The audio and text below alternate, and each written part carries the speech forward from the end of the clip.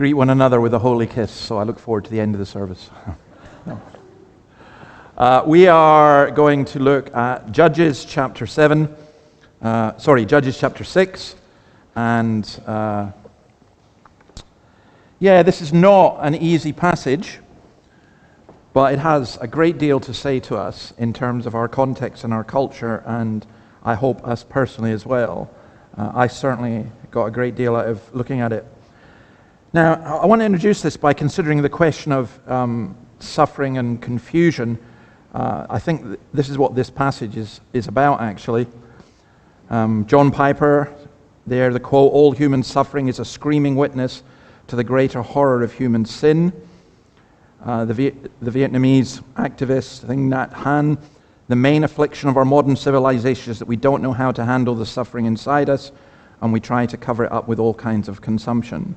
And Dostoevsky, always good on this subject, "On our earth we can only love sincerely with suffering and through suffering." Now, I'm thinking of suffering in this way. All of us suffer, and maybe some of us, we cry out to God with that suffering. Maybe we suppress the suffering. Maybe we deviate or divert from it. But I was thinking this week of most of you I think will know the news of the woman who was shot in Minnesota. And it's amazing how suddenly there are thousands of experts who want to walk you through every single camera angle. But the problem with all of that is there's so much distortion and there are so many fakes. You don't know what's real. And AI is now able to generate images which are astonishingly real. And that's why you have to fact check everything. But most of all, you have to fact check the fact checkers, because they seem to get so many things that are wrong. So I think we live in a society where there's always been confusion. There's always been suffering, but I think we live in a greatly confused society. And I was reading today about the Tower of Babel in Genesis. And basically there's humankind saying, we're going to use this wonderful technology and we're going to save the world and we're going to dominate. And God says, okay, let's confuse them. And the language gets confused. I think that's what's happening in our culture. I think language is confusing. It's why I have to explain so much what each word actually means. You know, you think of a word like fascist, for example. It's an utterly meaningless word now, but it's used. And as we look at this, you say, well, what's all this got to do with the Old Testament? Well, and with Gideon. Well, you will see that it does indeed have to do with confusion. Maybe I could ask, Terry, could we turn the fans down just a wee bit? I want to go to Judges chapter 6, and this phrase, "you have not listened to me." Let's read verses 1 to 10. If you don't have a Bible, most of it's on the screen. "The Israelites did evil in the eyes of the Lord, and for 7 years he gave them over into the hands of the Midianites. Because the power of Midian was so oppressive, the Israelites prepared shelters for themselves in mountain clefts, caves, and strongholds. Whenever the Israelites planted their crops, the Midianites, Amalekites, and other eastern peoples invaded the country. They camped on the land and ruined the crops all the way to Gaza." There you go, there's Gaza again in the Bible. "And did not spare a living thing for Israel, neither sheep, nor cattle, nor donkeys. They came up with their livestock and their tents like swarms of locusts. It was impossible to count them or their camels. They invaded the land to ravage it. Midian so impoverished the Israelites that they cried out to the Lord for help. When the Israelites cried out to the Lord because of Midian, he sent them a prophet who said, 'This is what the Lord, the God of Israel, says. I brought you up out of Egypt, out of the land of slavery. I rescued you from the hand of the Egyptians, and I delivered you from the hand of all your oppressors. I drove them out before you and gave you their land. I said to you, I am the Lord your God. Do not worship the God of the Amorites in whose land you live. But you have not listened to me.'" Now there's so much in this. To be honest, I could have split this chapter into 5 or 6 different sermons. I'm not going to split 5 or 6 different sermons, but I do want you to think about it and to follow this. First of all, this is kind of almost like a bullet point. The Israelites did evil in the sight of the Lord. And the Lord still comes and rescues them. God is incredibly patient with us. You may think, because of your past or because of where you're at just now, there's no hope for me. But God is incredibly patient with us. The Midianites and the Amorites, they were desert people. They just came to plunder. In fact, here, they didn't even come to conquer. They just came and just took everything, burned everything. They became so oppressive that the Israelites had to run to the hills. They had to make their homes in mountain clefts, in caves, and in strongholds. And the hills were not great for crops. The Midianites came in like locusts. There were so many of them, couldn't count them, and just took all their crops. And so these people were starving. They were crying out. This detail of there were so many camels, you can't count them. I find it fascinating that Australia probably has the largest number of camels in the world of any country. 1 million. There's 1 million feral camels. And I'm sorry, I'm a bit geekish this way, so I went and looked up and what they do and what they did. And,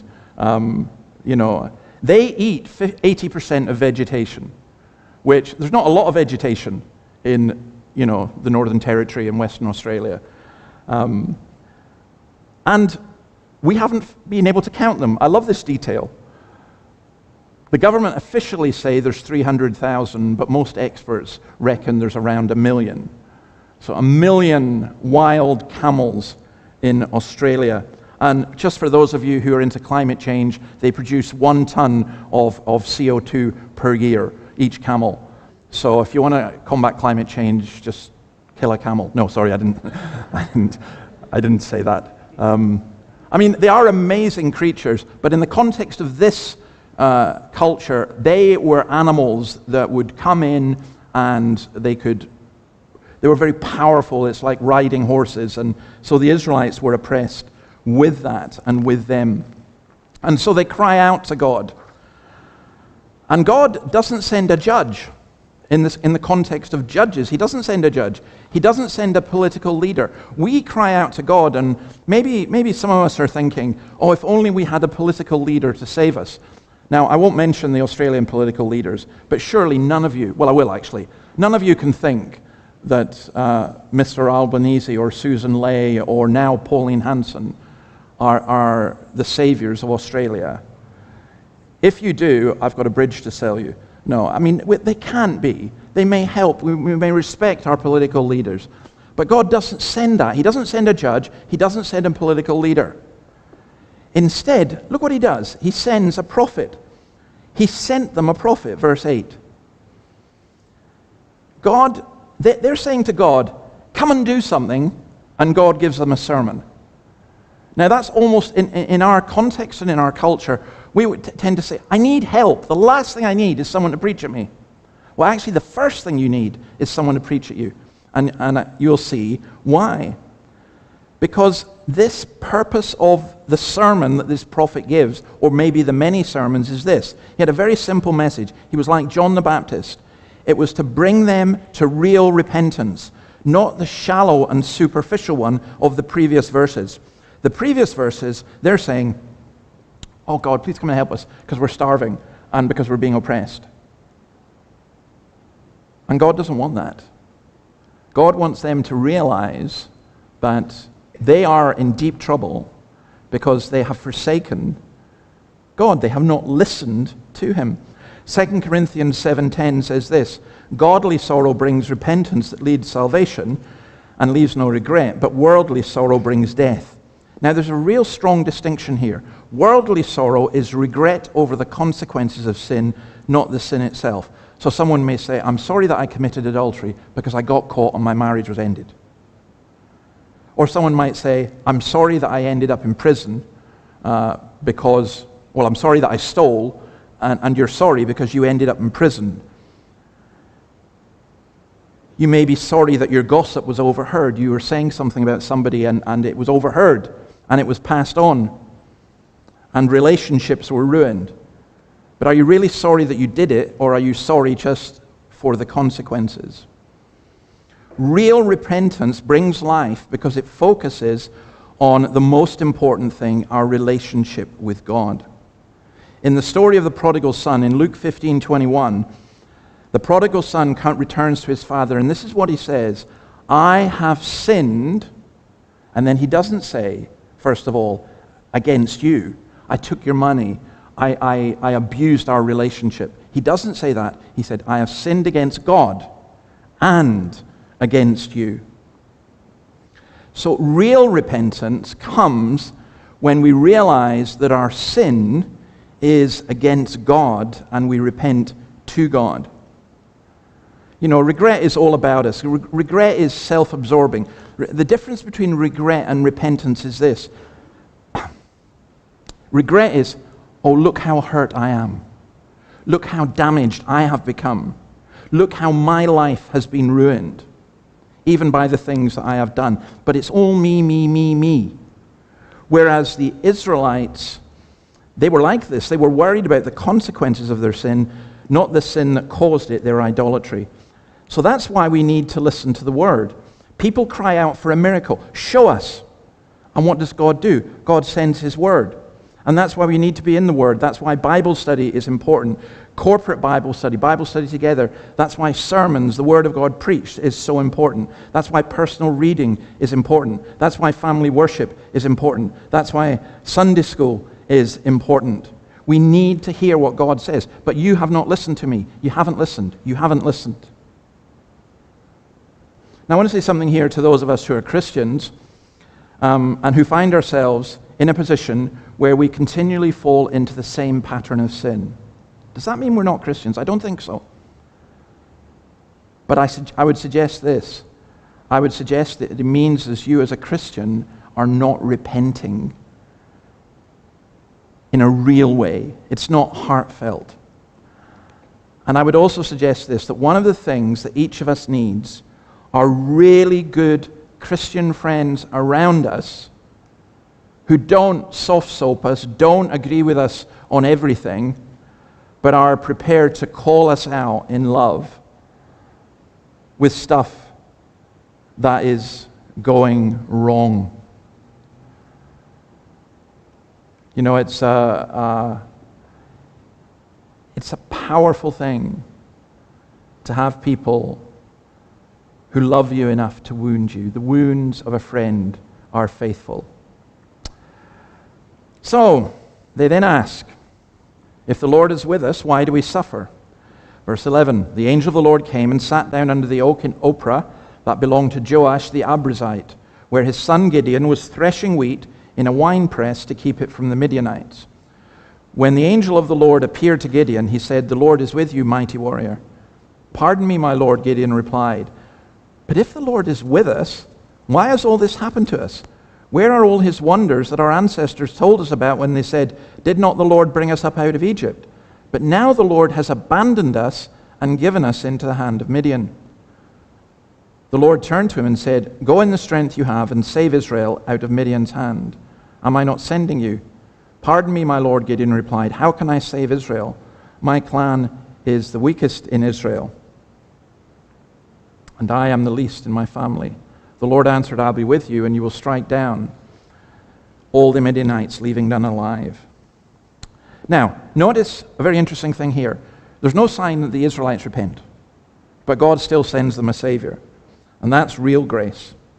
And he sends what's called the angel of the Lord. Now, I don't have time to go into the detail of it, but bottom line is that what you get, whenever the angel of the Lord appears, you get the angel sometimes saying, the Lord says, and then sometimes the text just says, the Lord says, and the angel is speaking. And there's a strong case to be made that this is what we call, and I'll use a theological term, a theophany, which just literally means an appearance of God. And what that is that many people believe that this is Jesus, that Jesus is the angel of the Lord, and that he appears to people before he became a human being. In other words, in the Old Testament. You know, it's quite funny, somebody on X, pronounced Jesus is not at all in the Old Testament. And if only, what did he call them, MAGA Christians or something, read their Bibles, they would discover that. And I couldn't let that go. The Old Testament is full of Christ. It's full of Jesus. And part of that is this angel of the Lord. So, comes to Gideon. Now, Gideon's a young man, and this is the call of a young man. And when we say young, we mean late teens, early 20s, probably. And I find it fascinating that the angel comes and said, "The Lord is with you, mighty warrior." And Gideon, who's very polite, but he's also very weak, he says, "Pardon me, excuse me, but if the Lord is with us, then how come we're suffering? If God was with us, we wouldn't be oppressed by Midian. After all, God rescued us from the Egyptians, so why are we now being oppressed by Midian?" But God has already pointed out in verses 9 and 10 that he hasn't abandoned his people, but they abandoned him. So Gideon goes further, and he basically is arguing this. We need someone like Moses, someone who works wonders, someone who works miracles. And God says to Gideon, "Nah, you're the man." Now, you may have missed this detail, threshing wheat in a winepress. What he's doing is he's hiding in a winepress to keep away from the Midianites. This is not exactly Braveheart. This is not exactly Mel Gibson, who was nothing like William Wallace anyway, but the film, and he stands up and an Englishman comes and insults him, and so he kills 100 of them. He's not this at all. It's not that kind. He's not that kind of leader. He's a very weak leader in many ways. But God says to him, "You're the man." Now, Tim Keller has a very interesting insight here. He points out that we make two mistakes in suffering. Firstly, we see our suffering as evidence that God has left us. In other words, this happened to me, so it means that God can't love me. I prayed about this. It went the opposite way. It means that God has abandoned me. But as Keller points out, Romans 8:28, God works all things for the good of those who love him. We need to see that God, and the question we need to ask is, how is God working in and through these troubles for our good? So this week, you will have had great joys, and you can say, I can see God at work. But you also may have had great disappointments. And instead of saying, this means that God is not with me, you need to say, how is God in this and working through this? Instead of saying, Lord, why don't you remove this problem? We should be saying, Lord, make me the person who can handle this problem. Because we're waiting for God to do something, and we're waiting for him to send someone, and God comes to Gideon and says, no, you're the man. You're going to do it. You yourself. Sometimes when you pray, we pray, Lord, can you provide this? Lord, can you do this in the church or whatever? Sometimes you're the answer to your own prayers. But Gideon has an answer to that. Another objection. Look at verse 15. Pardon me, my Lord, but how can I save Israel? My clan is the weakest in Manasseh, and I am the least in my family. This is absolutely not, we are the greatest. We have the greatest family, and we're the greatest clan. No, we're the weakest clan. And as someone who comes from Scotland and the whole clan culture, to me, that's almost incomprehensible to say that. If you go through to the church hall and you go up to my office, there's a clan map on the wall, believe it or not. I didn't put it there. And the Robertsons are right in the middle, where they should be. The most powerful and greatest clan in the history of Scotland ever. And then there's the Campbells and the MacDonalds and all the rest of it. None of these clans are going to say, we are weak. But Gideon says that. And he says, my family is actually the worst or the least in this. We're not a great family. Now, is this modesty? Is this God saying to him, you're a mighty warrior? And Gideon, instead of going, yeah, I know, of course I am a mighty warrior, he says, no, I am not. No, I'll tell you what this is. This is about God's power taking the weakest and using them. Paul in 1 Corinthians 1, brothers and sisters, think of what you were when you were called. Not many of you were wise by human standards. Not many were influential. Not many were of noble birth. But God chose the foolish things of the world to shame the wise. God chose the weak things of the world to shame the strong. God chose the lowly things of this world and the despised things and the things that are not, to nullify the things that are, so that no one may boast before him. I hate with a passion the prosperity gospel and the kind of, hey, God is going to make you, strong and wealthy and successful and everything else. It's the antithesis of the gospel, which doesn't say that wealth and strength are bad, but it does say that God takes the very weak, the weakest. You know, if you ask me, who would be the ideal person you'd want to start coming to church here?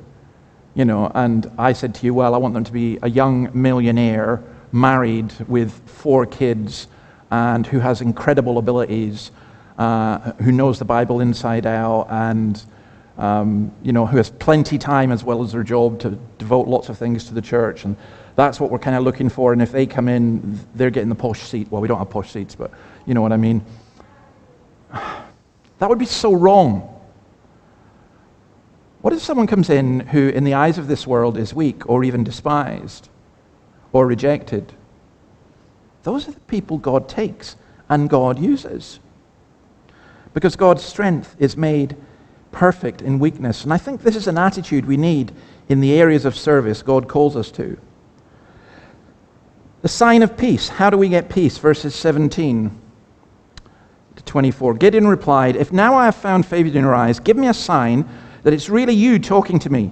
I just love that. I love that. I mean, he's had an angel appear to him, you know, and, come on, prove your credentials. Where's your card? "Please do not go away until I come back and bring my offering and set it before you." And the Lord said, "I will wait until you return." So Gideon went inside, prepared a young goat, and from an ephah of flour he made bread without yeast. Putting the meat in a basket and its broth in a pot, he brought them out and offered them to him under the oak. The angel of God said to him, "Take the meat and the unleavened bread, place them on this rock, and pour out the broth." And Gideon did so. Then the angel of the Lord touched the meat and the unleavened bread with the tip of the staff that was in his hand. Fire flamed from the rock, consuming the meat and bread, and the angel of the Lord disappeared. When Gideon realized that it was the angel of the Lord, he exclaimed, "Alas, sovereign Lord, I have seen the angel of the Lord face to face." But the Lord said to him, "Peace, do not be afraid, you're not going to die." So Gideon built an altar to the Lord there and called it "The Lord is Peace." To this day it stands in Ophrah of the Abrazites. So Gideon wants a sign that God is really speaking, and many of us can identify with that. But by verse 22, he's saying that he's seen God face to face, and he's terrified. You'll notice the changes here. Gideon moves from skepticism, yeah, go on, show me it's really you, curiosity, doubt, questioning, to certainty and fear, and then joy and gratitude. And that is how you get what is called here Yahweh Shalom, the peace of the Lord. That's what he needed. He didn't particularly, in one sense, he didn't need the sign, but it's a pretty spectacular sign. And Gideon was in no doubt after that, except what happened next. Let's read verses 25 to 32. That same night the Lord said to him, "Take the second bull from your father's herd, the one 7 years old. Tear down your father's altar to Baal and cut the Asherah pole beside it. Then build a proper kind of altar to the Lord your God on the top of this height. Using the wood of the Asherah pole that you cut down, offer the second bull as a burnt offering." So Gideon took 10 of his servants and did as the Lord told him. But because of it, he was afraid of his family and the townspeople. Notice a theme here. He's always afraid, Gideon. He did it at night rather than in the daytime. In the morning, when the people of the town got up, there was Baal's altar demolished, with the Asherah pole beside it cut down, and the second bull sacrificed on the newly built altar. They asked each other, "Who did this?" When they carefully investigated, they were told, "Gideon, son of Joash, did it." The people of the town demanded of Joash, "Bring out your son. He must die, because he's broken down Baal's altar and cut down the Asherah pole beside it." But Joash replied to the hostile crowd around him, "Are you going to plead Baal's cause? Are you trying to save him? Whoever fights for him shall be put to death by morning. If Baal really is a god, he can defend himself when someone breaks down his altar." So because Gideon broke down Baal's altar, they gave him the name Jerubbaal that day, saying, "Let Baal contend with him." This is one of my favorite stories in the whole Bible. Gideon's got peace. Shalom. The story doesn't end there. He's not sitting around with a beatific smile and peace in his heart. God asked him to do something radical. He asked him to go and take one of his father's bullocks, one of the most valuable, to kill it, to destroy the altar of Baal, and to sacrifice it on this new altar. Gideon has built an altar to the true living God. Now he needs to tear down the false one. Well, what do we make of all of this? William Cowper's famous hymn, "Oh, for a closer walk with thee," has these well-known lines: "The dearest idol I have known, whate'er that idol be, help me to tear it from thy throne and worship only thee." You see, what happens is this. Joash taught his family about God in the Exodus. Gideon knew about that. But he also worshipped the Canaanite gods. And in our culture and context, this is how this works. And if you can't see this, I don't know what to do. Because this is how this works. We want security, comfort, enjoyment. Sometimes we're a bit more ambitious. We want power and wealth, and sometimes you just want pure self-indulgence. We want to do whatever we want. And there are things and people that seem to offer this. Political programs, career options, philosophies, lifestyle options, entertainment, sports. And Michael Wilcox has a great way of saying how this works. The promise that they can make our lives better than we can make them ourselves, yet at the same time, they appear amenable to our manipulating them so we can get what we want without losing our independence. Here is the enemy among us. We say we worship the Lord, but the world has crept in and controls our heart. You want to see a fight in a church?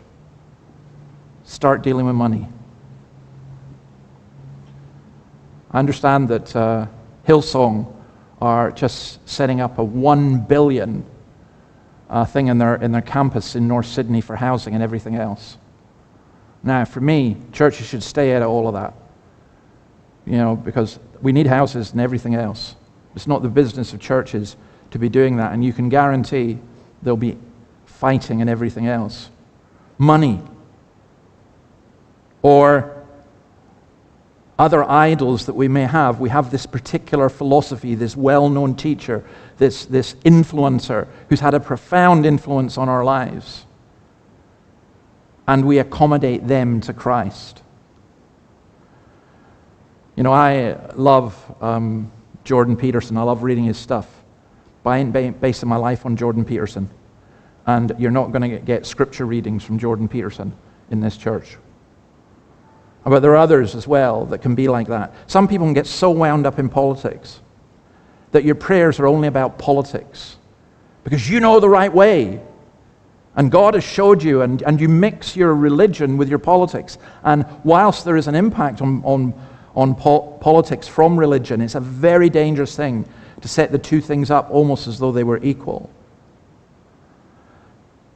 So here's the reality. We have to remove the idols within before we can deal with the enemies without. And that was a real challenge for Gideon. He had to go against his father in a patriarchal society. He had to take a stand. And when he took that stand, he risked disinheritance, shame, and possibly death. I think of one young man I know who, when he became a Christian, the big thing for him was to go back to his parents in Turkey, or it was Iran actually, to go back to his parents in Iran and tell them he'd become a Christian. That could mean disinheritance, even death. And that's what Gideon faced. But he did it. In all his weakness, he did it. And then this is an incredible thing. Joash, you know, the mob are saying, you know, kill him, kill him, kill him. The vandal, the thief, the robber, the blasphemer, kill him. And Joash, faced with a choice between Baal and his son, said, no. If Baal's God, let him deal with him himself. But this ain't happening. And the power of Baal over that village, the hold of Baal on that community was broken. And then the mob changes. The mob, by the way, the mob changes all the time. Never ever follow the mob. And the mob goes from kill him to he's a superhero. Let's call him Jerubbaal, the one who contends with Baal and basically wins. The slayer of Baal. I mean, it's incredible. Never go with the mob. So, let's finish with this. Verse 33 to 40. Now all the Midianites, Amalekites, and other eastern joined forces and crossed over the Jordan and camped in the valley of Jezreel. Then the Spirit of the Lord came on Gideon, and he blew a trumpet, summoning the Asbarites to follow him. He sent messengers throughout Manasseh, calling them to arms, and also into Asher, Zebulun, and Naphtali, so that they too went up to meet them. Gideon said to God, "If you will save Israel by my hand as you have promised, look, I will place a wool fleece on the threshing floor. If there is dew only on the fleece and all the ground is dry, then I will know that you will save Israel by my hand as you said." And this is what happened. Gideon rose early the next day, he squeezed the fleece and wrung out the dew, a bowl full of water. Then Gideon said to God, "Do not be angry with me." This is a great example of God's patience, to be honest. "Let me make just one more request. Allow me one more test with the fleece, but this time make the fleece dry and let the ground be covered with dew." That night God did so. Only the fleece was dry, all the ground was covered with dew. Well, that's the story that everyone knows about Gideon, and it's one of the most misunderstood stories in the Bible. So, what's going on here? Was Gideon wrong to test God in this way? Shouldn't God's word have been enough for him? But then we see that God responded, which makes me think that this is more about God's grace than it is about guidance. I mean, have you ever done the same thing? I have. I mean, it's terrible. There's things I could confess to you. I said, "Lord, if this happens and that happens, then I will do this." And maybe maybe the Lord's been merciful, and sometimes that happened. "Lord, if you want me to marry this person, let me bump into her today." That's not how we got married, by the way. That was not part of my confession. We did bump into each other, but that's another story, and not for here. But I think the thing that I was thinking about this, when I went into the ministry, I was a young man. I was a really young man. It was ridiculous how young I was. Like, I was still, if I remember rightly, I think I was 19. And I remember praying, "God, if you really want me to do this, I've got 4 questions, and I'm going to ask 4 different people, and they have to give me the right answer." And they all did. And it was just quite astonishing to me when they did. But you know what? The Lord is so gracious. He gives us much more than we ask. Because one of the men I asked, the last one, was my minister. I asked him the question. He answered it. And anyway, I ended up being called before the Kirk session to go in for the ministry. And when I came out, the minister's wife was there, and she wasn't really a very emotive person. And she just gave me a huge hug and said, "I have so been praying for this, and I'm so glad." And that meant more to me than all the questions, somehow. It was just a token that God gave. And I think God does give tokens. But I think we need to be really careful, as Satan in Matthew 4, verses 5 and 7, asked Jesus to test God and look for a sign, and Jesus rebuked him. Because sometimes, we can be really convicted about something. Because God has given us a sign, so we think, and then at the last minute, it's taken from us. I think of one particular incident in my life when I was absolutely certain, I couldn't have been any more certain that this is what God wanted for me, and it was taken away at the last minute.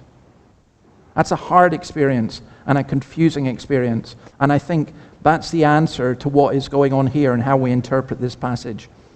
Because Gideon was not asking for a little thing. This was a time of great confusion. He's not playing tricks with God. He's confused. Is God just like one of the Canaanite gods? This sign is about who God is, not what Gideon should do. Hebrews 1 says this: "In the past, God spoke to our ancestors through the prophets at many times and in various ways. But in these last days, he has spoken to us by his Son, whom he appointed heir of all things, and through whom also he made the universe." Gideon needed to know who God is. And we need to know who God is. And we have God's word to tell us who he is. And that needs to be deeply, deeply implanted within us, not just something for us to speculate about. We need to know the God of the Bible. Now I want to finish this by saying that this morning I read a sermon on Ephesians 5, 11 to 12. Have nothing to do with the fruitless deeds of darkness, but rather expose them. It is shameful even to mention what the disobedient do in secret. And I want to mention this because I think it's a great illustration of what Gideon had to do in challenging the idols within his own context and within his own culture. So we had something happen in the church here this week that, in a sense, I want to apologize for. I didn't do it, but it happened on my watch, and I'm sorry for it. During the funeral that we had, the funeral itself was fine, but at the end, there was a Masonic ceremony which involved a fleece. When I read about the fleece, I thought, okay, maybe do I say something or do I not? And then when I read that sermon this morning, I thought I have to say something. So I had permitted the Masons to have a speaker as part of the eulogy, but had asked them not to do any Masonic ceremonies. And they just did it anyway, and that's the last time that will happen in this church. Now, why would I not permit Masonic ceremonies? What's the harm? Masons, many Masons are fine people. I've had and welcomed Masons in all three of the congregations I've been minister in, a family who were Masons. That's not the issue. The issue is that the Masons are fundamentally a religious organization which presents a false religion. During the ceremony, it was stated that it didn't matter which holy book you swore on, whether it was the Bible, the Quran, or the Hindu scriptures. In effect, they are all the same. No, they're not. One is the Word of God, and the others are false religions. They're man-made religious texts. But the thing that really got me in the ritual, and Masonic rituals are usually secret, but this one wasn't, was the white lambskin apron which was placed on the coffin. What was wrong with that? The lambskin is meant to represent the purity, innocence, and honor of the dead person and of the Masonic Brotherhood. But here's the problem. That is the very antithesis of the gospel. The gospel is none of us is pure, none of us is innocent, and none of us lives a life which gets us into heaven. It is only through Christ, the Lamb of God, and his death for us that we get that. The white lambskin apron is, to me, a direct negation of the gospel that we preach in this church. And God willing, it will not happen again. You know, in the sermon that I read this morning, I read this: the devil is the great architect. And I found that so intriguing because for Masons, the great architect is who they worship, the God, and the God who gives all the different religions and so on. And I read this: the devil is the great architect of all wickedness and the first mover of it. Though carnal men do not what they do because they love the devil, but because they love their own flesh, yet it is he who sets them to work and cheats them into rebellion against God, and abuses the ignorance and error of their minds to draw them to these sins, because they cannot endure the light, but seek the veil and covert of secrecy. If you asked me what was wrong with the Masons, I would say this: secrecy. Secrecy. Secret society is opposed to the gospel. If a little child came to me and said, my uncle said to me, this is a secret between you and me. Let's have a little secret. All the alarm bells are going off. And in Christianity, we don't have secrets. We don't have secret initiation rites and secret rituals. We say things as they are. We expose the fruitless deeds of darkness. We bring them into the light. Paul says, we proclaim the mystery of Christ, proclaiming to one and all who he is. In the early church, they faced a heresy called the Gnostic heresy. And the Gnostic heresy was the idea of getting secret knowledge. And Paul says, no, it's not secret. We're proclaiming it. When you join this church, you're not joining a secret society. We don't have special handshakes. And, there isn't a special code. You don't have to learn Scottish or, you don't have to learn all the different rituals. And some churches are like that, to be honest. They are. They're like clubs that to get in, you've got to learn the language, you've got to know how to dress, and all that kind of stuff. Forget all that. Our purpose is to proclaim Christ, because you need to know this. One day, all your secrets will be brought to light. You will die in your sins, or you will die in Christ. That's what we're going to look at this evening, by the way, at 5 o'clock. But how you die is so important. At the end of the day, it doesn't matter whether you say, I was a good member of Scots Kirk, or I was a good Mason, or I was a good Australian, or I belonged to this political party, or my family were the greatest of the clan, or whatever. It doesn't matter.